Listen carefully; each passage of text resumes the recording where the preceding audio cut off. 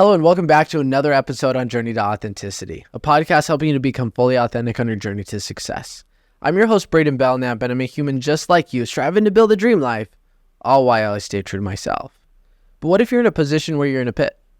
You're in a pit where maybe you just went through a breakup with a boyfriend, girlfriend. Maybe it's a pit where you're truly deep, where you genuinely believe you're on your journey to death because you're selling your body for money.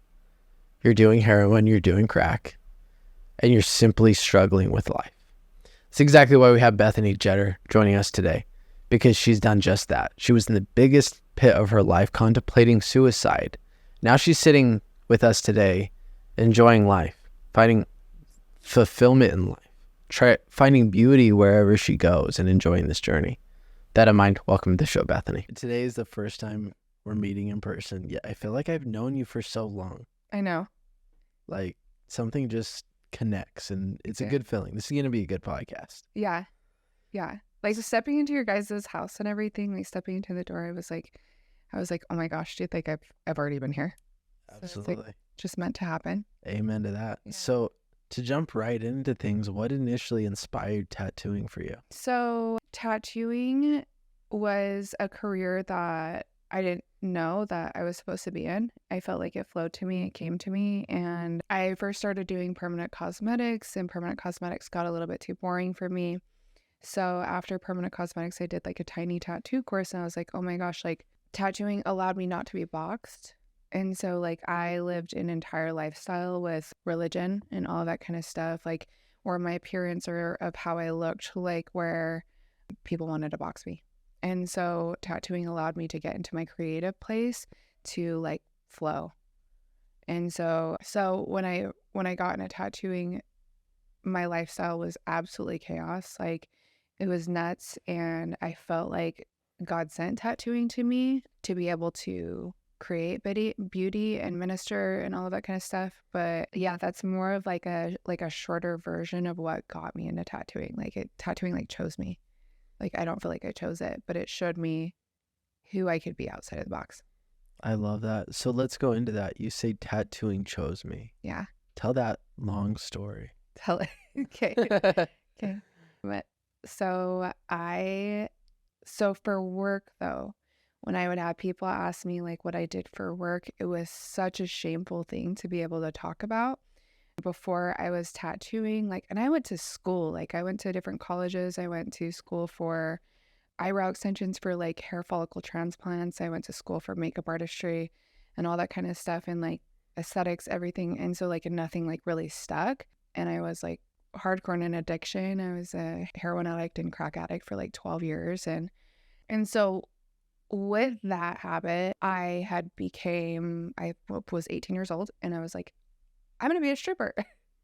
And so like nobody in their right mind is like usually like, oh yeah, this is my goal in life. This is exactly what I want to do for the rest of my life, dude, is take out my clothes for money. And so I got into dancing, and later on down the road, like I just kept getting deeper in idolizing money, and ended up doing everything that I said that I wouldn't do. Like I would tell people, I would like judge people. I'd be like, oh my gosh, at least I never got that bad. And I got that bad. And so from that, like I ended up like sex working for pimps and all that kind of stuff too. So like processing that, like my resume wasn't like this fancy resume being like, yeah, I went to this and this and this college. No, like my resume was trash. I went to tons of schools. Like I did work as a server, but I had more rush of money than, and the whole game and the lifestyle, the manipulation of men. I had such a strong hatred for men that ran my life for me. And so going into tattooing, like it chose me because when I started walking through a pathway of healing and transformation, that's when God had sent me this type of career to create, to bless. Like I knew that like after the Lord saved me, that my body was no longer my own, and that my job was to give out, and tattooing became my ministry. And so I had taken so much from so many people's lives. Like I had taken from like people like who were married, I had taken from people who had massive families. I had taken people who were like multimillionaires and all of that kind of stuff. And like, so I've had all things, but all things like never satisfied me, you know? And so like how it says in the Bible, it says that like the eye is never satisfied. Like I wasn't satisfied and I needed to keep getting in deeper and deeper and deeper. And so like with like the career that I have now, like my mindset has fully shifted to it and I've been healed. So I have the capacity to help minister God to heal people. I love that. Yeah. So did you start your transformation journey after you started tattooing, or did your healing journey start before that? Before. Yeah. Okay, that's powerful. So heroin and crack, that's a big deal. Yeah. Was that hard to transform that in your life, or did you find that easy when you made that decision? So I always like wanted to be done with using. Like I knew that I had it in me. I had like a really strong fight. I kept putting myself into treatment centers, rehabs after rehabs. Nothing stuck. Like I did all these different spiritual practices and everything to see if I could like stop being an addict. But with the transformation is that like I never like, so I'll be 4 years off of drugs like this upcoming year. And so that transformation had to be like a root work process. Like it wasn't like I had done AA, I have done everything, but I didn't do Jesus. And so that's where my transformation started, was like after I'd gotten saved. I even had a relapse. Like after I got saved, I got like super cracked out and everything, and like just was like dying on the inside. But I was still smoking crack in a bedroom while I was like on my knees praising God and being like, God, take this from me. And so that like, and just pleading and being like, I don't ever want to be an addict again. My real transformation was when I went to treatment the last time, and I remember being in this place like where I was like, where I almost relapsed. Like when I was like, I think I was like inside like an outpatient treatment center or something. I was living on the property. But I remember being like a breaking point in my recovery of being like, I'm going to go get high. Like I don't know what's happening. And I remember like falling apart on the floor and I was questioning everything. I was like, I don't want to go back to using, but I feel like I'm going to go get high. And I remember bawling on the ground, and like I literally heard like just this crystal clear voice like of God telling me like, you will never ever relapse again. And it was a promise, and it was a promise that I've kept since then, because we're humans, like sometimes we don't have capacity to even tell ourselves that. Like usually when we're like, oh, I will never do this, I will never do this, you know. But I stuck to that promise. And so my mental state now is, because I've healed so much and walked with God in like really, really deep crying moments at night, crying myself to sleep when nobody else was there, screaming out loud and all of that stuff. My mental state doesn't equivalent to an addict anymore. Like my brain chemistry doesn't think like that. Like I don't think that I'm an addict anymore. Does it saying like that I'm above and over everything as a prideful state? Like no, I don't have tomorrow promise. But my brain is like not an addict. Yeah, your identity is completely different. Exactly. And you can't really explain that. Like explaining that to like AA, like is like, you're going to always be this, you're going to always be this. And I remember being in there, I was like, don't speak that on me. Like Such a limitation. it is, isn't it? Like, yeah, if you're telling me I'm always going to be an addict, I'm always going to be an addict. exactly. Yeah. It's like, I saw a video the other day with Tony Robbins, and he said, if you ask a smoker if they want a cigarette, they're probably going to ask you what brand it is. Huh. They're probably going to ask you a couple questions to determine whether they want a cigarette or not. Right. But if you ask a non-smoker if they want a cigarette, they're just going to say no. Yeah. It literally determines what you identify with, genuinely determines your thoughts, your emotions, your questions that you ask. Yeah. Yeah, you're not an addict anymore. Yeah. That's so refreshing to like sit in this and have somebody else agree, rather than telling somebody who genuinely believes that they still are. And like to bring that into a place like where like you can come into an agreement with it, it's refreshing. Because eventually, like how we were talking about being boxed earlier, is like I've had a box over my entire life. Addiction was a box over my head. It was a label. It was another label because it was easier. to deal with rather than dealing with me. And so because I've dealt with what's under the box, now I get to be set free and live freely. Absolutely. And identity has 3 aspects to it. Yeah. I mean, it goes deeper than that, of course, but genuinely, identity is past, present, and future. That's it. The most beautiful thing, though, is if you're anything like me, I look at past pictures of myself and I'm like, was that really me? Yeah. Like, are you serious? Yeah. That's weird. But it's because you don't identify with that person anymore. It's a picture. Yeah. It doesn't really mean anything unless you attach meaning to it. But that's where people usually get stuck, is that if people are stuck, they're either one of 2 things. They want to be a new version of themselves, but they're still operating out of an identity of the past.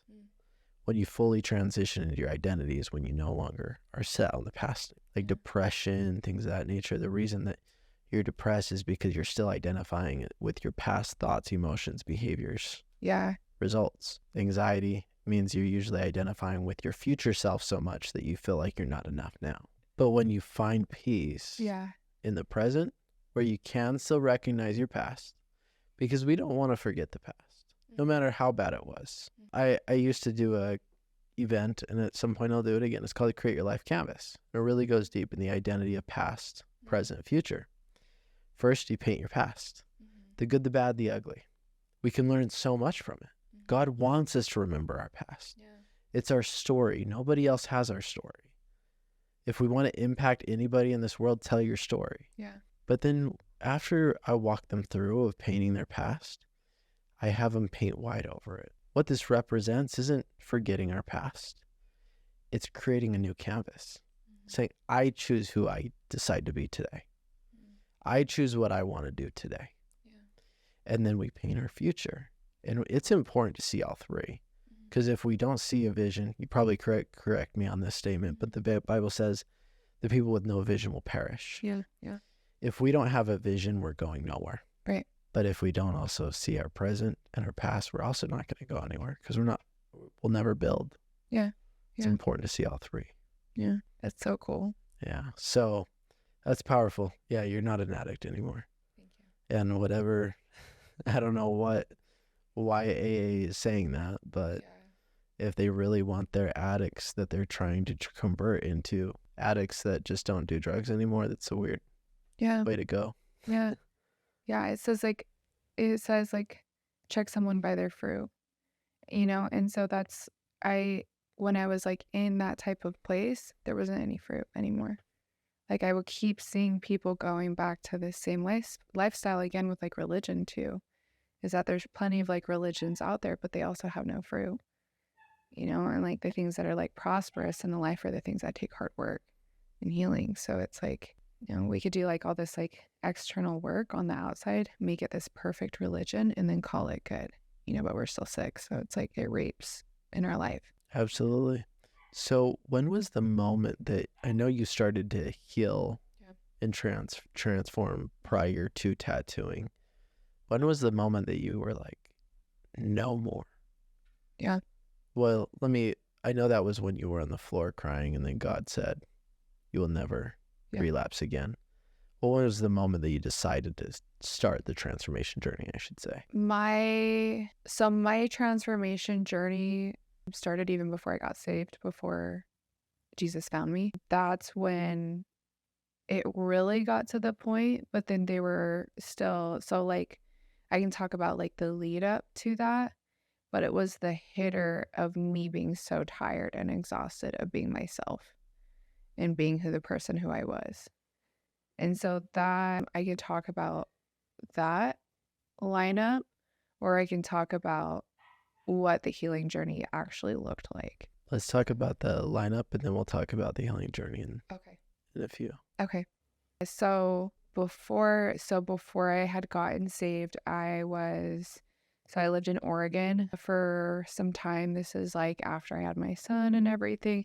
I lived in Oregon, and when I moved back out to Salt Lake City, like I actually did, it was like a robbery, and like I hit a lick, and this guy had tried to rob me, and this was like me hoping that I would stay in Oregon so I could get a bunch of money out of this.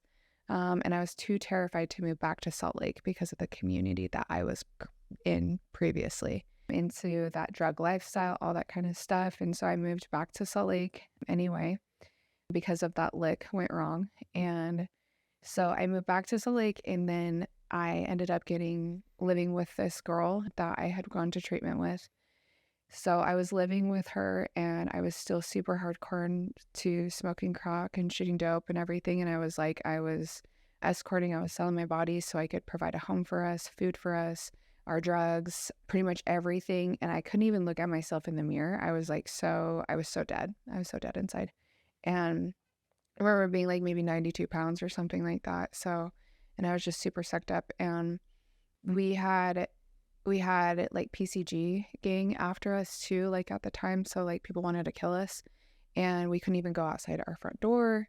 And I got to the point where I like told my friend, like, I was like, dude, I'm dying, like on the inside. I'm providing everything that we have, and I'm gonna die like if I like stay here.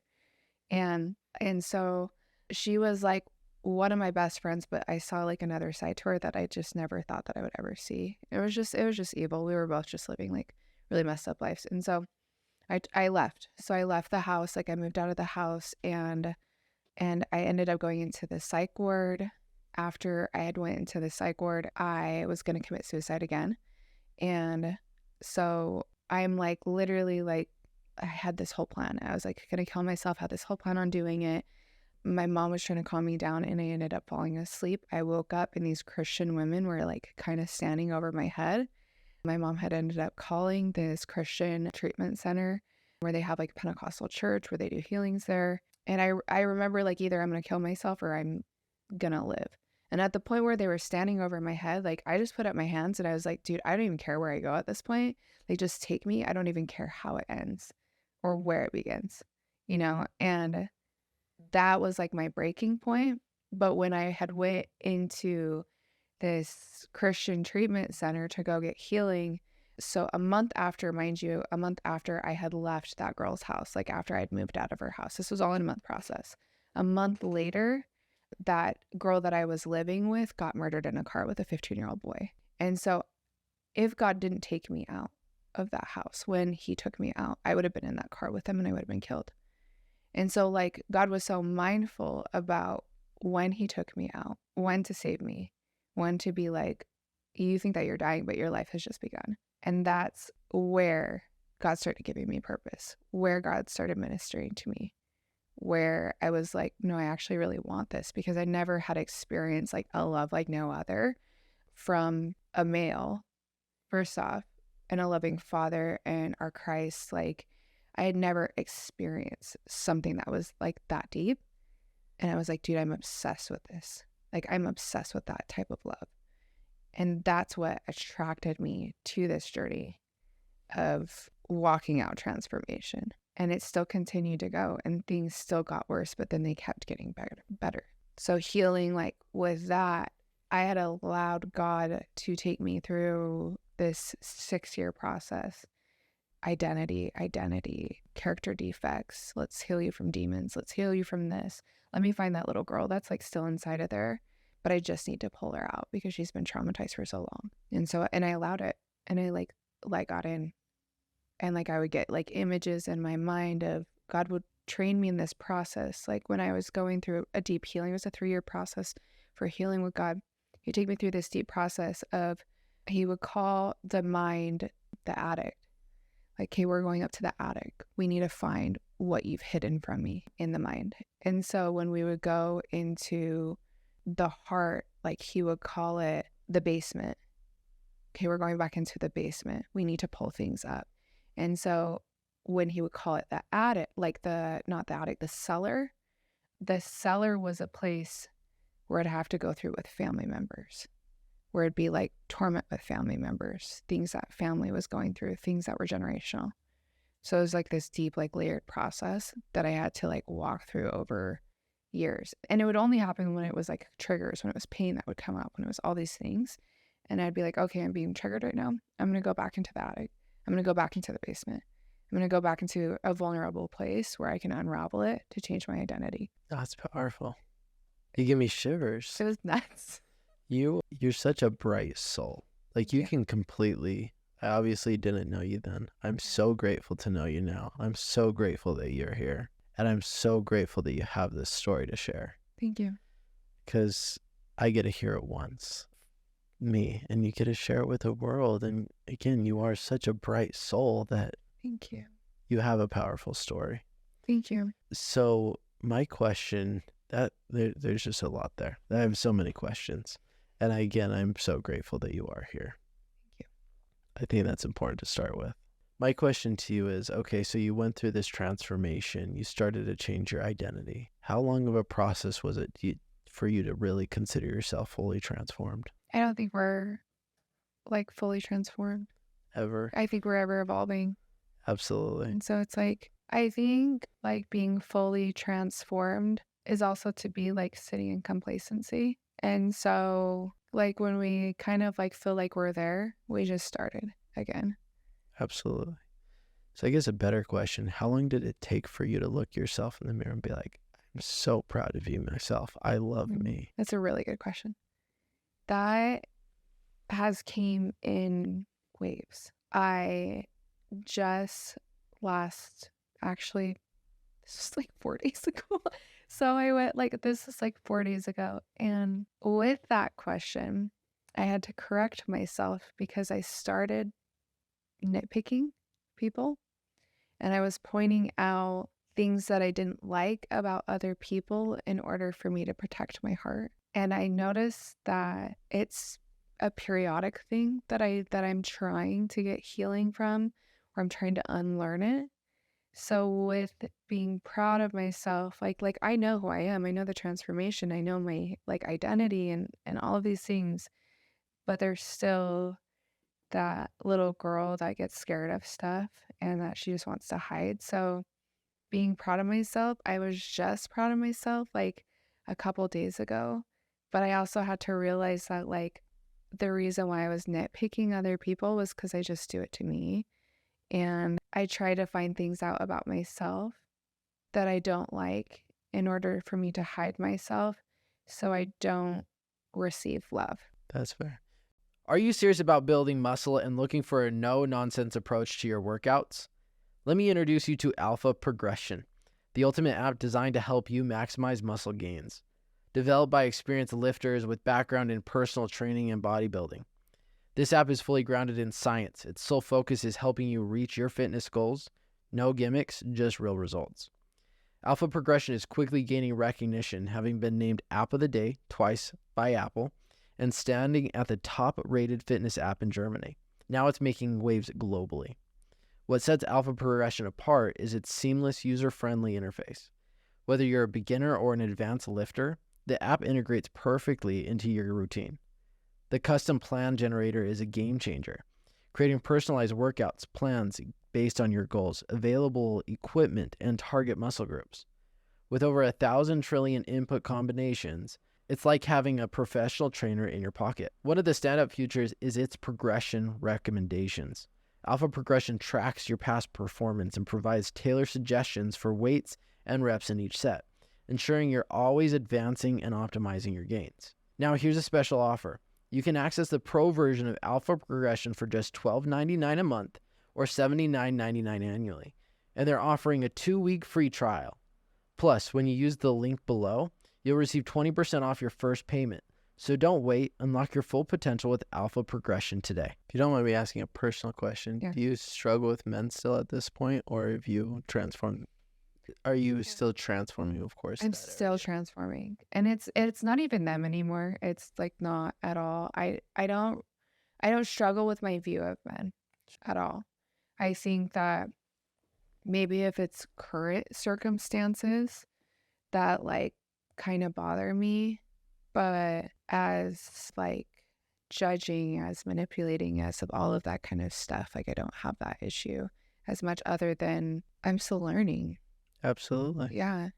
It, like you said, when you get to a certain place, you're just beginning something new. Yeah.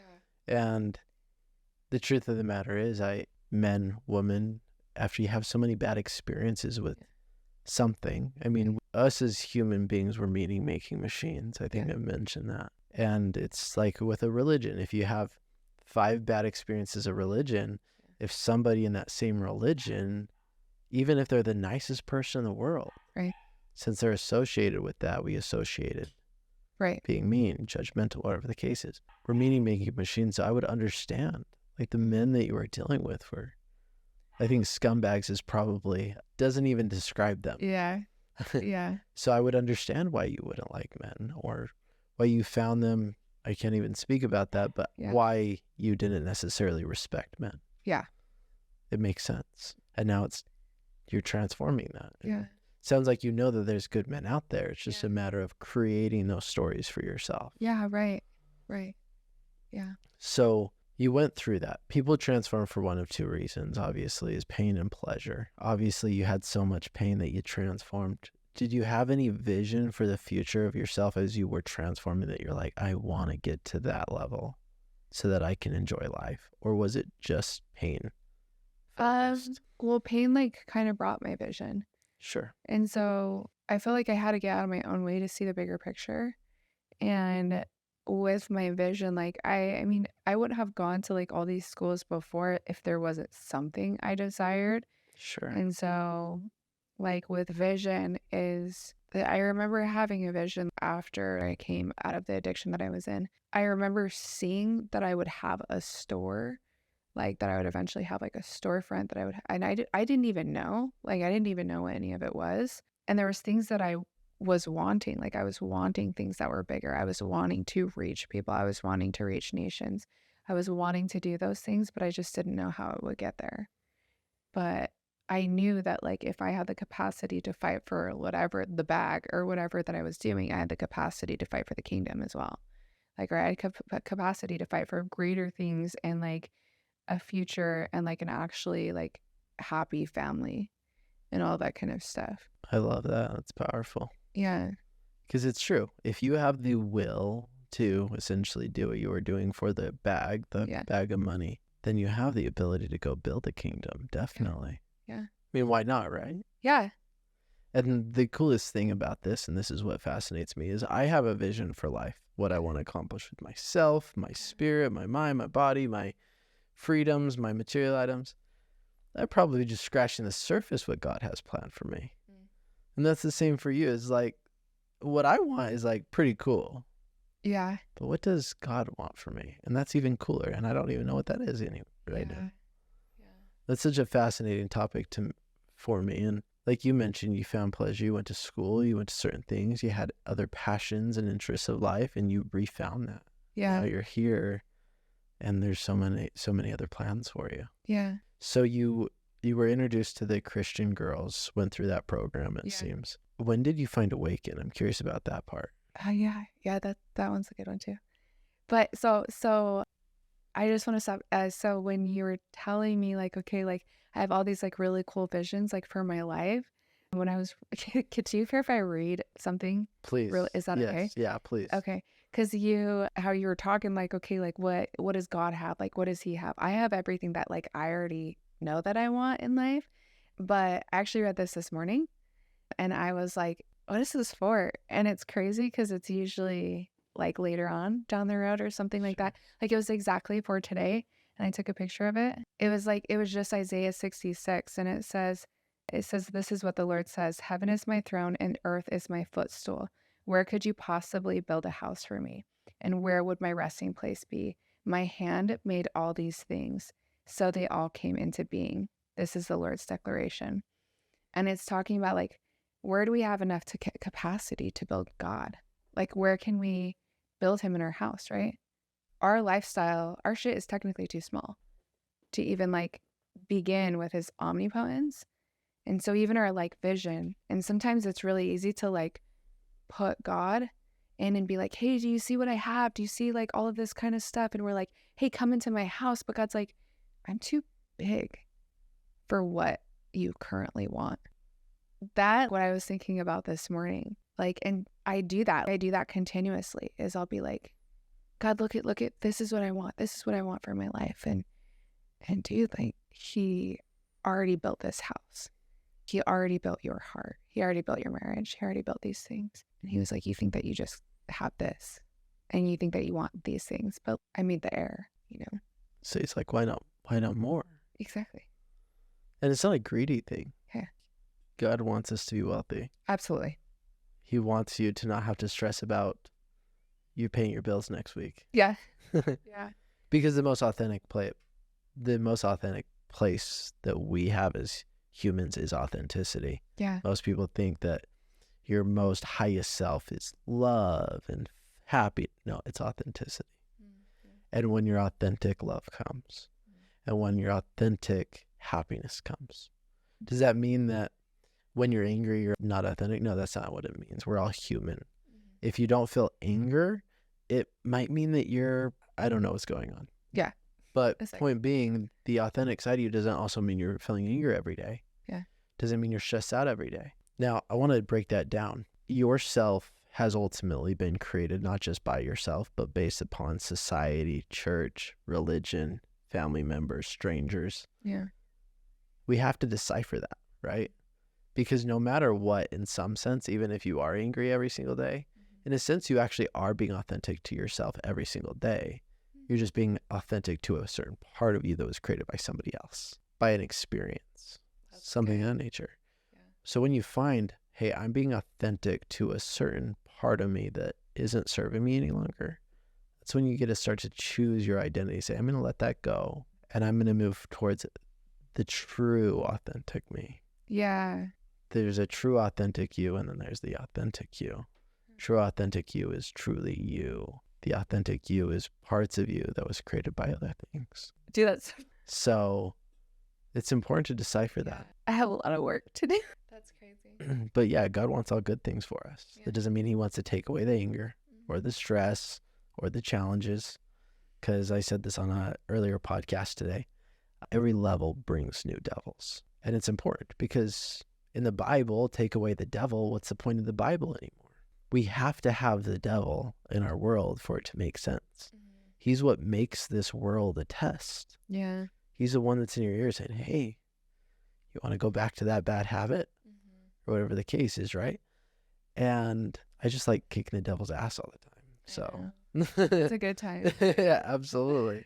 So it's important to keep up leveling, and it does get comfortable. Like right now, life's easy. Like I got a house, I got my chickens, I got my dogs, I have my wife. Like, yes, I absolutely want to be a father, but at the same time, I could create so many excuses just to sit in this comfortable bubble. But I know it's important to reach the another level at some point of becoming. I'm not saying tomorrow, but I know at some point it's going to be important for me to find comfort in building a family as well. Right. So my question to you, this is more possibly a challenge. Yeah. Have you ever really created and this isn't a step I go like specifics, have you ever truly taken the time to really write out exactly what you want in every area of life? I need to do that. That's my challenge to you and anybody listening. Because whenever I coach people, the first session, no matter what, whether it's a business, a team, a relationship, an individual, I always start with the future. Yeah.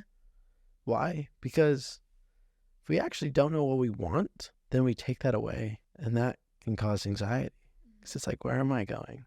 Yeah. And a big future can also create anxiety because I'm not there yet. But ultimately, we can deal with the I'm not there yet more so than I'm stuck. But when you see where you're at, and then we see where you're wanting to go, and then we see where you're at, we can actually create a plan forward.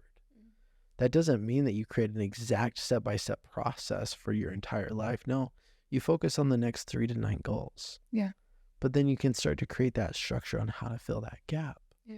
But if we take away that vision, and then we're just focused on those 3 to 9 goals even, we might be headed in the wrong direction.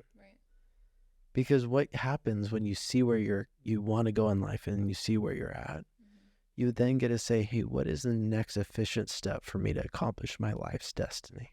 Yeah. Instead of just shooting in the dark. Yeah.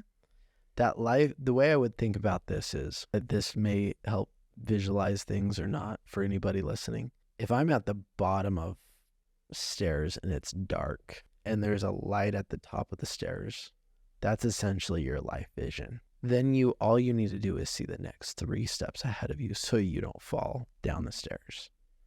So we need that big vision down at the very dark hall And then all we need to see is the next 3 steps we need to take. Yeah.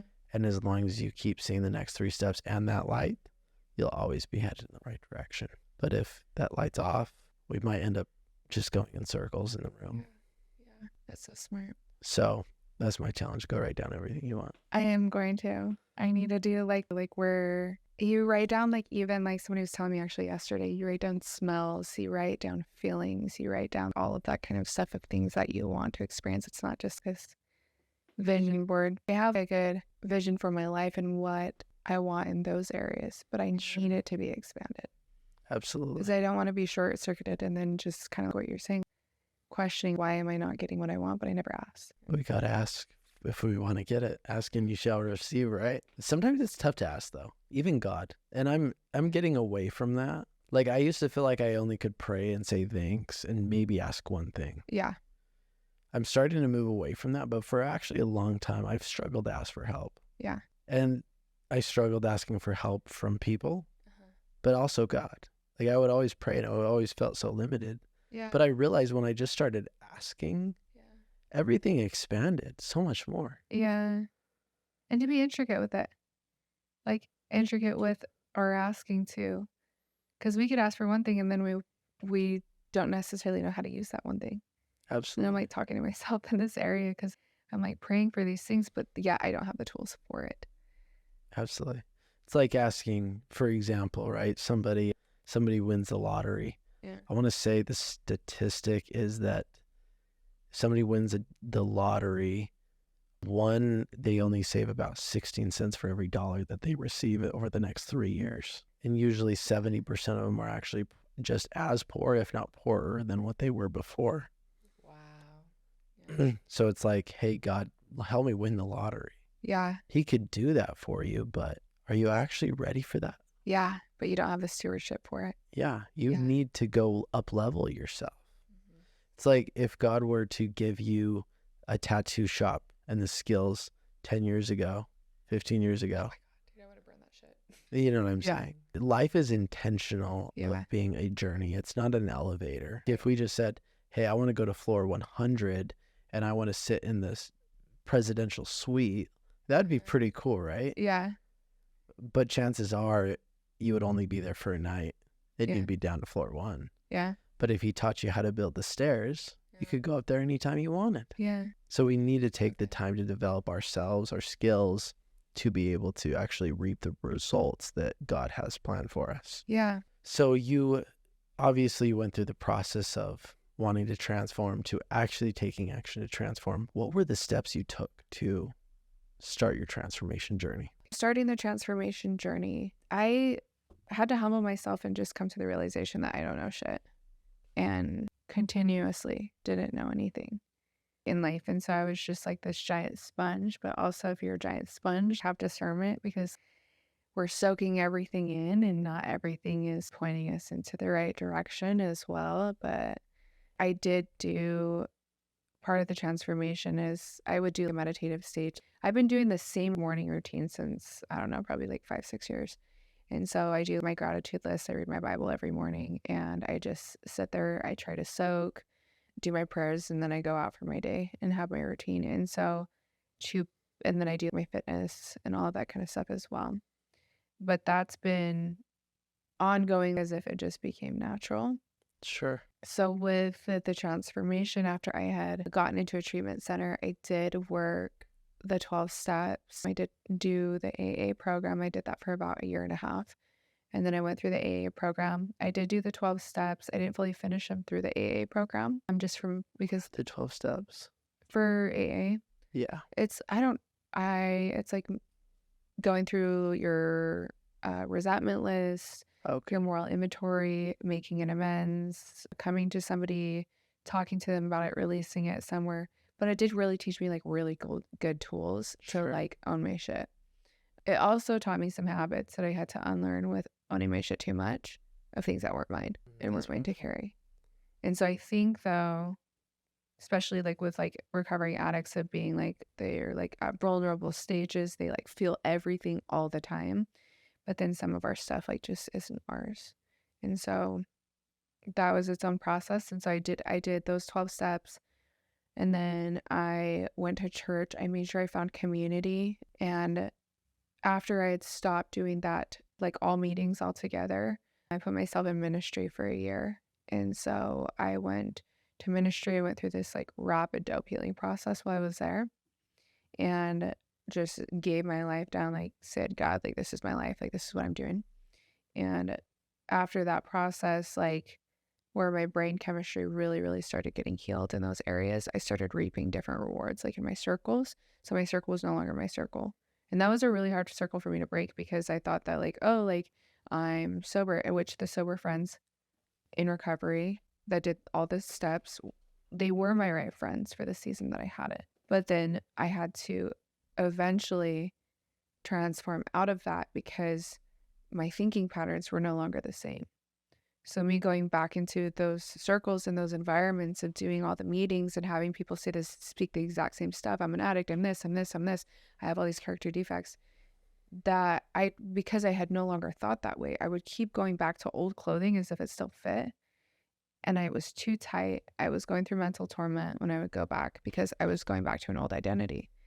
And so then I had to transition out of that, which had its own grieving process. And then I started hanging out with people who only spoke life, people who didn't gossip, people who didn't backmouth, that nobody was like alcoholics and addicts and all that kind of shit. Like they went through their own dark journey. So that, and then I started reaping being around business owners and people who wanted to get on different levels and all that kind of stuff. So now in my current circle, it's like wild, because I don't have not one person in my circle that's like breathes death into anything. So that's what it's been looking like over the last like 4 years. I love that. Yeah. And that's, I mean, what you just explained is practically how to get to any level or into any new level, right? One, find your mentors, find the people, have discernment, find the right people to listen to and soak up all their information. Yeah. Right. And I'll just call this out. That doesn't necessarily mean you have to be talking to that person. Right. You go read a book. Right. If you want a really healthy marriage, go read a book on healthy marriage. Yeah. If you want to learn how to budget and have good finances, read a book. Like soak in the right information, right? Maybe read 3 books. That way you can actually discern between 3 different sources. Right. And then you find what's right for you. Yeah. 2, find your community and keep growing your community. The cool thing about this is you might start with a community and there might be 10 people and you might find one person that you reach to a new community with. Yeah. Yeah. And you find your forever friends. Yeah. And at some point you start to talk about your dreams. Yeah. And then someday with that same person you're talking about, hey, remember when this was a dream? Yeah. But yeah, you're really explaining it, how your transformation process really will help anytime with anything, any challenge. Yeah. So that's powerful. So you obviously found Jesus, which is a beautiful thing. I'm curious about Awaken, because Rainey, Scott Travis, all of them, they're phenomenal. So Scott Travis hasn't been on the podcast, but Rainey. Too. I know. He's such a teddy bear. He is a teddy bear. Yeah. That man's art is beautiful. Yeah. Very talented man. But how did you find Awaken? I'm curious. So Awaken I went to the Well for 4 years. It's an amazing church. So I went there, and Awaken, my landlords actually introduced me to Awaken Church. So I was praying for a prophetic church. I would really get a lot of visions and dreams, like consistently. It was a daily process. And I didn't really know anybody that was getting that kind of stuff that were Christian around me. I was like, either I'm psychotic or I gotta go somewhere else or something like that. So I was praying for a prophetic church. And so my landlords, like, at the time was like, hey, like there's this prophetic church, like people prophesy of each other, they see things, like all this kind of stuff in the supernatural. And I was like, dude, okay, like let's go to the church. But the process of going to the church was kind of like, it was still a hardcore process. Like I wish it was like really easy, but I love Awaken Church and I love like my community. I love my spiritual family there. Sure. And it's like the most fueling church that I've ever been to. That's amazing. as a sidestep, I haven't found necessarily a church to call home quite yet. Yeah. Working on it. But I'm reading. I've went to a couple of different churches, and I got to a position where I'm like, I just need to know about all the different churches. And I'm not saying it's the right way, but there's like thousands of different denominations. I'm like, how do you know whether you want to be Lutheran or non-denominational or this or that or the third? Yeah. Like, that's a lot. Yeah. So I've been reading about it, and I'm not saying that this is my firm belief, but what I will say is that I think non-denominational really just speaks to me more clearly, because there's like, you can't make up the Bible. Like, there's thousands of people, hundreds of people. Like, it's true. Right. It's not like one person just wrote that book and called it real. But these subdivisions of churches just seem to be like, this person had this opinion and then started a church. Yeah. And again, I'm not saying that those churches are wrong on this podcast, but from a personal perspective, actually learning about all these various of churches, it's always usually one leader that started a church of a subdivision of the Christianity. So I'm not quite there yet, but non-denominational usually is what rings true to me. Yeah. Well, if it's like the Bible, because the Bible's so offensive. So it's like, if it's like strictly the Bible, you're going to find real healing there. Absolutely. And so it's like when people all have these like fake whatever even around it, like there's no transformation, there's no healing, there's nothing. It's like, here's the Bible, and then let's add this to it. All these things. Why are we adding other opinions and beliefs on top of the Bible? Why don't we just follow the word from the Bible? Right. Yeah. That's the opinion that I've brought from learning about various different churches up to this point. Yeah. And the truth is, I'm glad that I've gone through this. I'm not saying, again, it's right for everybody, but me taking a step back of going and visiting different churches, because I was confused. I've never was taught about Jesus.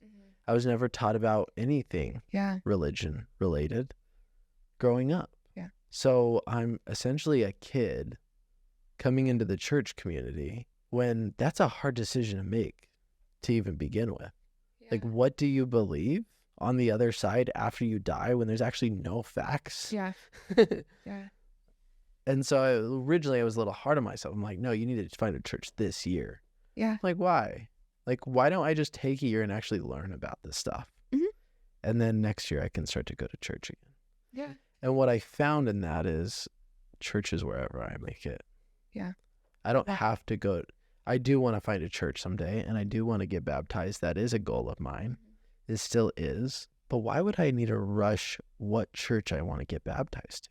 Why not just breathe and enjoy this journey? Yeah. God is with me always, whether I'm baptized or not. Yeah. And for any religion to say that I have less to offer in this world until I'm baptized is definitely off my list of churches that I'll be going to. Yeah. You made a comment. You said that because you're trying to learn about all of these churches, right? Like before, like you go in, which I do believe you should absolutely do your research and all that kind of stuff. I noticed that especially in the state of Utah, like some of the most hurt that we have out here is religious trauma. And because I do think like finding all the right mental tools and figuring out like which churches which to go to and all that kind of stuff, of course it has to be off the Bible. But do you ever get to a place of finding yourself within the mind trying to find more education as a place of self-soothing and hiding yourself rather than having an open heart that connected with the mind? That's a good question. I've battled that as well, right? Like, why am I reading all about this? Yeah. And I think at first I was, because it was like, for example, I read a couple of, like 2 books about all the different religions. Yeah. Which I was happy I also did that, because I'll tell you right now, I think Buddhism is awesome. And Buddha is a real person. Wasn't necessarily his real name, but super cool. Do I believe he's my God? No. Yeah, absolutely. So I found out and read about these, and then I can clearly know for certain that Christianity is definitely like what I want to be a part of, because I believe in Jesus. Yeah. So I think at first when I started this journey, it was in a place of like hiding. Like, I'm scared to make that decision. Yeah. But now I'm in a healthy place of, hey, God, really guide me as to what is my truth. Yeah. What is the truth? So as I'm reading, it's really in a place of, you could say prayer. Yeah. Because it's like, I really feel like I'm being guided. I can genuinely read about a specific church, and it's almost like a filling. Like, no, Yeah, like your discernment picks up. like this isn't for you. Yeah. And so what I'm grateful for is I did put a time limit, is that by the beginning of next year, you're going back to church and figuring out what you want for yourself. Because I need community too. Right. I want my kids to grow up in a community. And it doesn't necessarily need to be a church community if that's not what they choose, because they have their own rights to choose. But like Awaken, when you get part of a community like that, you only skyrocket your life forward. Yeah, dude, you reap the same benefits as other people suffered for them too. So it's like you walk in and there's just so much fruit too. Like it's so cool. And I will say, I love Awaken, but when I've gone a couple times or 2 times, it feels like a concert. It's like you're gonna go mosh and shit. Yeah. I'm like, I don't know. Like, it's a weird feeling. Like, I love the people there. Like, there's no better church with better people. Yeah. Like, yeah, I mentioned some of the awesomest people. Rainey's great. You know? Scott's great. I don't know how I can go to church every Sunday feeling like it's a concert. Something about that just feels weird. Yeah. And I might be going to Awaken at some point, and then I'll listen back to this and be like, I don't know what I was thinking. Yeah. I mean, it's intense though, especially if you're not used to it. So you're like walking in there, you're like, oh my God, like, what is this? But at the same time, you feel it. Yeah. It's not like some boring church. Like So it's like passing out in sacrament shit. exactly. Yeah. But there's like pros and cons. So I'm not saying like Awaken's not for me. I just think For it's something sure. I would need to get used to if I chose to go there full time. Yeah. Yeah. And it's like I mean, you're not in a rush or anything. It's in such a building process too. I think if I started going to the weekend, like when I first get saved, dude, on my shit I would have dropped to the floor. Like it would have wrecked me. I wasn't prepared for it. So yeah. Absolutely. It's fun though. It's cool to see them grow. I've read the book. I actually have the pastor's book down here. Phenomenal story. Pastor Jurgen and everything. Yeah, and again, just great people there. And I think that's the thing is, yes, I could make church my home, but at the end of the day, being part of a church community that's surrounded by people that want to reach, if not the same level as you, higher, or they at the very least fully support you and believe in you to go do and achieve your goals. Yeah. There's something about that really moves you forward. Yeah. And finding people, like, even if like your goal was like way higher than mine, which it probably is, like, to not bring those people down whose goals are there, like it's our job to like support you and like push you up and all of that kind of stuff. Absolutely. Rather than like having this comparison battle. I have 3 tiers of people from the most people you should spend time with to the least. Yeah. People you should never spend time with. People that don't want to achieve greater things like you. And people that don't support you. Yeah. Cut them out of your life. Like, let's not waste our time. Yeah. Tier 2 is the people that fully support you. Yeah. They don't necessarily want to achieve all the big goals, want to become their best version of themselves. Is that on the third? The truth is, we need some people like that in our life. Like, that's like family. Like, why would we cut out somebody from our life just because they don't want to go make $1 million? You know what I'm saying? Like, for me, I know there's some people in my life that definitely don't want to achieve as big of things as me. And big meaning on paper, that doesn't mean that their goals are any less than or more than mine. Yeah. But they're awesome. I know. Yeah. And then there is the people that want to achieve similar goals to you, and they fully support you. Those are the people that you really want to build a community around. Yeah. Yeah. But it's important to have that discernment too as you build your communities. Yeah. Because if you go to a church that, let's say, believes being wealthy is evil, and it's the root of all evil, then obviously I won't go there because that's further from the truth. Why would God want us to suffer? Once again, like, do I think you need to put, let's say, love? Should you put money over love? No, like, you also need to have a balance there. Like, money, as far as I'm concerned, this is the way I explain it. Money is a drug.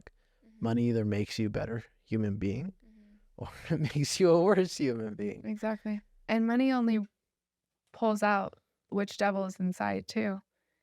Like, either it's like it pulls out the God or it pulls out the enemy. Absolutely. So if you find yourself being not so good of a person when it comes to the money topic, maybe you just need to look within to become a better human being. Yeah. Because as far as I'm concerned, money only allows me to give more in this world. Right. If I have more money, I have more time, allowing me to donate more time. It also allows me to give more. Yeah. I don't know why we're talking so much about money, but usually No, that's okay. it's money is connected to God at a standpoint of people's perspectives. Yeah. So, Yeah. I've been doing this lately. So like the place I live in, looking at it from like other people just doing it by myself. Well, I'm not really by myself, but looking at it like, cause my bills have like maximized and everything, but I've been looking at my finances to like not be above me, but me to be above them. But I've been looking at it being like, okay, like it's actually just like a number. And so when you're thinking like 1, 2, whether it's 2,000, 3,000, 4,000, all of this kind of stuff, you're like looking, okay, like is this $3,000? This is only the number 3. Like I've been only looking at it as like the number 3, because 3 to like 100 is so little. So I want my mental state to look at my bills as like thinking, okay, like this is so little compared to $100,000, $200,000, like all this kind of stuff. So it's like, because I started getting overwhelmed by it, like even in finances, I was like being like, because what we're talking about, like it releases all that kind of stuff. So we're constantly talking about how shit like is so expensive, how we can't afford anything. Well, I'm only gonna stress about it because I keep talking about it rather than changing my thought process towards it. And it's like, it's crazy how we have to shift those things, because we could be like, oh, inflation is doing this, but you're also placing that identity in inflation as well, as if it's your own clothing item. absolutely. Well, exactly what you're speaking of. The basic psychology is that triggers create your thoughts create emotions create behaviors create results. Yeah. So if you change your triggers, you're going to have new thoughts, new emotions, new behaviors, new results. Yeah. So it's like if money is a trigger to you where it's like $300, it's like, well, how could you make $300 tomorrow? Yeah. Like you could. Yeah. Go knock on somebody's door and ask them to pick all their weeds for them. Yeah. If you ask 20 people, somebody's going to say yes. Yeah. You know what I'm saying? We actually just, because I went to an entrepreneur conference all day yesterday. So do you know Lacey Bird? That sounds familiar, but I'm not sure. She's married to Nate Bird. They're from Alaska. Rainey was there too. I do know though the Birds. They do the events, don't they? Yeah.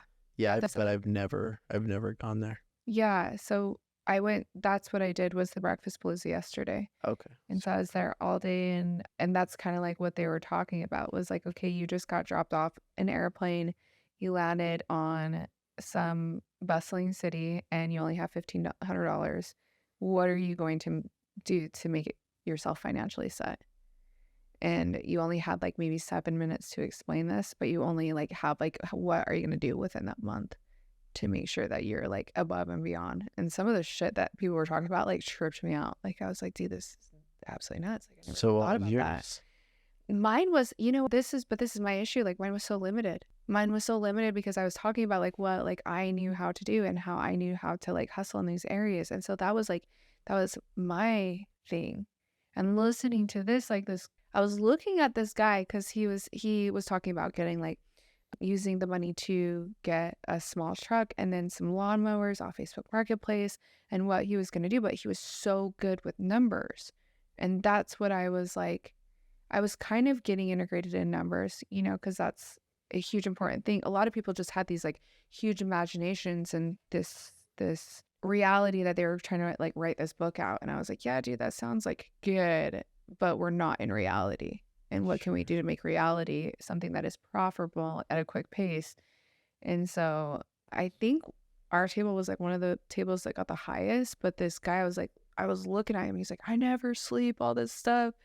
And I'm like, dang, bro, you're heavy. And so, but it was crazy because his thinking was nuts, but he had more of a quicker response with the numbers on exactly what it's going to be and what it's going to look like in an entire year and what type of people you're going to hire. Like it was like this whole elaborate thing. And I was like, sick. Like, so But yeah, that was like, I have shit to work on. Hey, amen. Yeah. And like you said, we're always evolving. We won't perfect everything until it's impossible. Yeah. It's impossible. And that's the whole purpose of life. Yeah. You got to find your destiny. You got to find out who you're supposed to be and what you're supposed to do. And then you're supposed to do it. Yeah. And that's only up to your choice to make. Yeah. Man, I could talk to you forever. This has been great. Thank you so much for coming on. I just want to reiterate, I am so grateful and beyond grateful that you're here. 2 more questions for you. Yes. One is, what is your definition of an authentic life? An authentic life has to be a heart posture and not having so many expectations because you're not living today. And so that's what I've been learning is just being super, super, super honest with yourself without expectations of the outcome of what people's responses are, and leaving it down, just laying it down. That would be my authentic life. I love that. And last question is, if you could leave the audience with one last message today, what would that be? Leaving them, put in the work, because I don't think we realize how valuable of people we really are, because I think humanity has become a lot of garbage cans and just taking out the trash. We are gold as human beings, and we're keep finding new gold. Keep doing the work for it, because it's just going to keep getting better, and it's going to keep getting better. And there's more versions of ourselves that we are going to keep meeting over and over and over, that we keep adoring and loving and falling in love with. That type of work is worth it. Amen. Thank you. Yeah, thank you so much. This was a powerful podcast. Yeah, thanks. You. Thank you so much for listening to the Journey to Authenticity podcast today. If you liked what both Bethany and I had to say, be sure to subscribe and leave a review. This helps me to get the most optimal guests to come in, share amazing stories, and help you transform your own personal life.